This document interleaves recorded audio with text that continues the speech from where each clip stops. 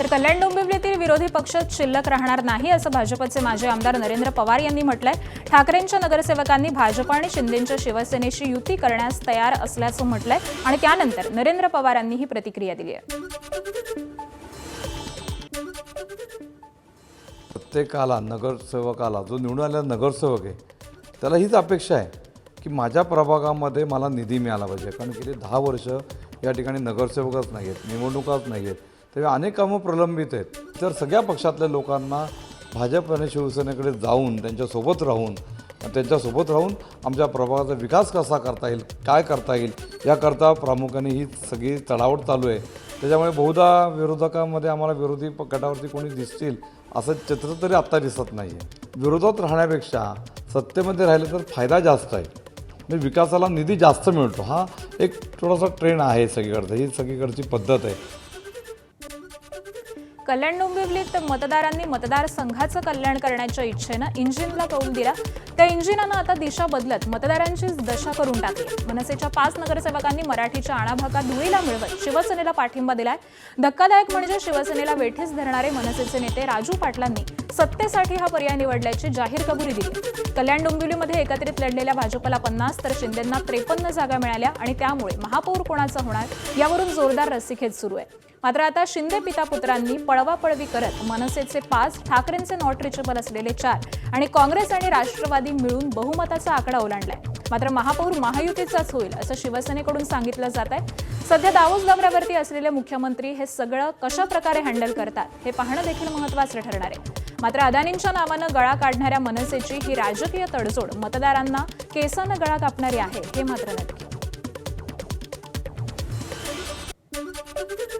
केडीएमसीमध्ये उद्धव ठाकरेंच्या शिवसेनेसोबत लढलेल्या मनसेने शिवसेनेला दिलेल्या पाठिंब्यानंतर त्यांच्या नेत्यांनी नेमकी काय प्रतिक्रिया दिली आहे पाहूया। ऑब्वियसली शिवसेना, शिंदे आणि बीजेपी हे एकत्र लढत आहेत, त्यामुळे त्यांना समर्थन देऊन आम्ही त्यांच्यासोबत जात आहोत। शेवट असं आहे की आता एकदा निवडणूक संपल्यानंतर जे आमचे निवडून आलेले नगरसेवक आहेत त्यांना जे योग्य वाटतं त्या पद्धतीने निर्णय घ्यायची मुभा पक्षाने राजू पाटील यांना दिली। याच्यामध्ये पक्ष म्हणून काही भूमिका नाही, स्थानिक जे राजकारण आहे त्या अनुषंगाने घेतलं। कल्याण डोंबिवलीमध्ये सुद्धा बीजेपीचं आणि त्यांचं कदाचित थोडंसं बिनसलेलं असावं आणि शिंदे साहेबांना वाटलं असावं की आपल्या स्वतःच एक हाती सत्ता असावी, म्हणून त्यांनी कदाचित लोकल लेवलवरती या तडजोडी केल्या असाव्यात आणि त्या बाबतीमध्ये आमची तिकडची जी नेते आहेत, आमदार आहेत माझी, त्यांच्याशी त्यांची चर्चा झाली असावी। तर कल्याण डोंबिवली, उल्हासनगर, ठाण्यामध्ये महायुतीचाच महापौर होणार असल्याची माहिती भाजप प्रदेशाध्यक्ष रवींद्र चव्हाण यांनी दिली आहे। मुख्यमंत्री देवेंद्र फडणवीस दावोस दौऱ्यावरती आल्यावर महापौर पदाबाबत अंतिम निर्णय घेणार असल्याचं रवींद्र चव्हाण यांनी स्पष्ट केलंय। तर कल्याण डोंबिवलीतील मनसे आणि शिवसेनेच्या युतीवर प्रतिक्रिया देणं हे रवींद्र चव्हाण यांनी टाळलेलं आहे। कल्याण डोंबिवलीसाठी स्ट्रॅटेजी काय असेल? सध्या काय ठरवलं नाही, सध्या काय पण सर मुंबईच्या महापौराच्या निर्णयावर काय परिणाम होईल कल्याण डोंबिवलीत झालेल्या घडामोडींचा? काही होणार नाही। पण सर महाराष्ट्र नवनिर्माण सेनेचे नेते म्हणजे नगरसेवक डायरेक्ट यांच्यासोबत शिवसेनेसोबत गेले आहेत। म्हणजे मला आता काही कल्पना नाहीये या संदर्भात, जे काही बोलायला पाहिजे 2-4 दिवसानंतर बोलू। सर पण मग मुंबई महापौराच्या निर्णयासंदर्भात काही बोलायचंच नाहीये म्हटल्यानंतर उगाच कशाला? कल्याण डोंबिवलीत काँग्रेसच्या नवनिर्वाचित नगरसेवकांनी शिवसेनेला दिलेला पाठिंबा अवघ्या काही तासांमध्ये काढून घेतला। काँग्रेसच्या 2 नगरसेवकांनी आपला गट स्थापन केलाय। काँग्रेसच्या नव्या नगरसेविका कांचन कुलकर्णी यांनी शिवसेनेला पाठिंबा दिला होता, मात्र काही तासांमध्ये युटर्न घेतला। आम्ही कोणाला पाठिंबा दिला नाही असं काँग्रेस जिल्हाध्यक्ष राजाभाऊ पाटकर यांनी स्पष्टीकरण दिलेलं आहे। ठाण्यातील शिवसेना नगरसेवक आज गट स्थापन करणार आहेत। कोकण भवन इथं जाऊन गट स्थापन करणार असून पवन कदम यांची गटनेते म्हणून निवड करण्यात आली आहे। तर शिवसेनेनं ठाणे महापालिकेमध्ये 75 जागांवरती विजय मिळवलाय। चंद्रपूर महापालिकेच्या निवडणुकीमध्ये विजयी काँग्रेस नगरसेवकांच्या पळवापळवीवरून विजय वडेट्टीवार आणि खासदार प्रतिभा धानोरकरांमधील वादाने टोक गाठलाय। काल काँग्रेसच्या नगरसेवकांना उचलून नेण्याची काय गरज असा सवाल करणाऱ्या धानोरकरांना विजय वडेट्टीवारांनी त्याच भाषेमध्ये जोरदार प्रत्युत्तर दिलंय। खासदार म्हणजे जिल्ह्याचा मालक नसतो अशा शब्दांमध्ये वडेट्टीवारांनी सुनावलेलं आहे आणि त्यामुळे हा वाद आता चांगलाच भडकणार असल्याचं दिसतंय। दरम्यान प्रदेश सहप्रभारी कृणाल चौधरींची मध्यस्थी ही अपयशी ठरलेली असून आता हा वाद थेट दिल्ली दरबारी जाण्याची शक्यता देखील निर्माण झाली आहे. खासदार झाले म्हणजे काही जिल्ह्याचे किंवा लोकसभेचे मालक ठरत नाहीत.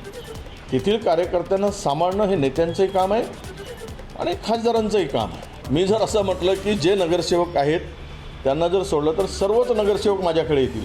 एक 2-4 सोडलेत, पण आपल्याला तसं करायचं नाही. कोणाला स्वतः खासदार जाऊन त्यांना जबरदस्तीनं गाडीत बसवून आपल्या घरी घेऊन गेलेत, हेही त्या लोकांना माहीत आहे. त्यातील अनेकांनी मला फोन करून सांगितलं.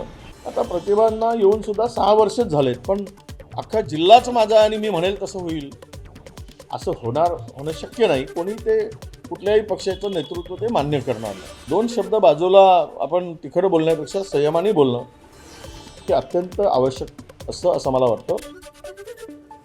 केवळ विजय वडेट्टीवारच नव्हे तर खासदार प्रतिभा धानोरकरांचा कट्टर समर्थक अशी ओळख असलेले काँग्रेसचे माजी शहराध्यक्ष रामू तिवारींनी देखील विरोधी भूमिका घेतली आहे. धानोरकरांनी काँग्रेसच्या 13 नगरसेवकांना यवतमाळमधील हॉटेलमध्ये ठेवल्याचा दावा त्यांनी केला.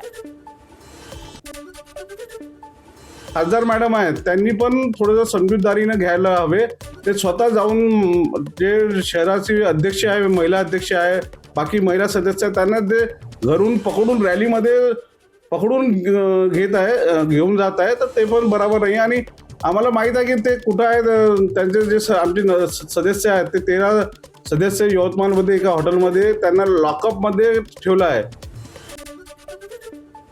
चंद्रपूर महापालिकेतील अंतर्गत संघर्षामुळे काँग्रेसला फटका बसू नये यासाठी नेतृत्वाकडून प्रयत्न सुरू असले तरी विजय वडेट्टीवार आणि प्रतिभा धानोरकरांमधील वाद हा नेमका कसा सुटतो याकडे राजकीय वर्तुळाचे लक्ष लागलंय.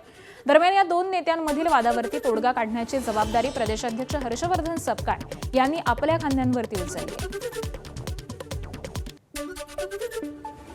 मजबूत अशा कार्यकर्ते आहेत, त्यांच्यात आक्रमकता आहे आणि त्या अनुषंगाने त्यांच्या बोलण्याचा विपर्यास हा होऊ शकतो.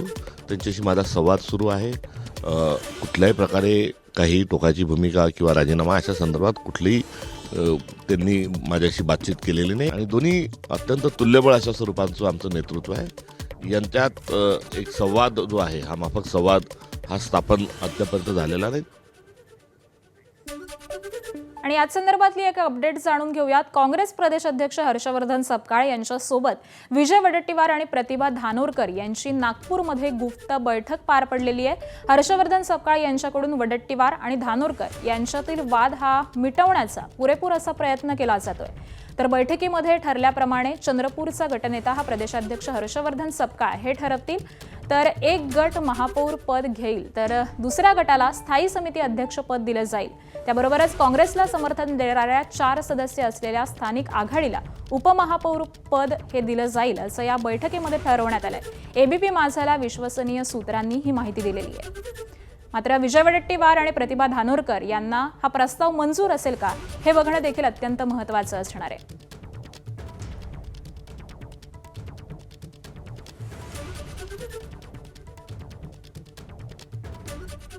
मुंब्र्यातील एमआयएमचे नगरसेवक सहर शेख याच्या विरोधामध्ये भाजपचे नेते आणि कार्यकर्ते आंदोलन करणार आहेत. मुंब्रा इथं भाजप नेते किरीट सोमय्या, आमदार निरंजन डावखरे आणि भाजपचे नवनिर्वाचित नगरसेवक आंदोलन करणार आहेत. मुंब्रा हिरवा करून टाकू असं वक्तव्य हे सहर शेख हिनं केलेलं होतं. त्या वक्तव्यानंतर भाजप आक्रमक झाली आहे. आणि दरम्यान सहर शेख यांनी नेमकं काय म्हटलेलं होतं तेही पाहूयात. अब मेरी गुजारिश है आप सबसे कि आने वाले 5 साल बाद भी जब इलेक्शंस होंगे इंशाल्लाह, आप लोगों को उस इलेक्शन में इससे भी बड़ा मुंह तोड़ जवाब उनको देना है. पूरे के पूरे मुंब्रा को ग्रीन कलर से ऐसे रंगना है कि इन लोगों को यहाँ से बुरी तरह से पछाड़ के भेजना है इंशाल्लाह. हर एक कैंडिडेट इंशाल्लाह 5 साल बाद सिर्फ और सिर्फ एमआईएम का आएगा, क्योंकि अब इलेक्शन में आप मजलिस की ताकत समझ चुके हैं और ये ताकत हमको अल्लाह से आती है.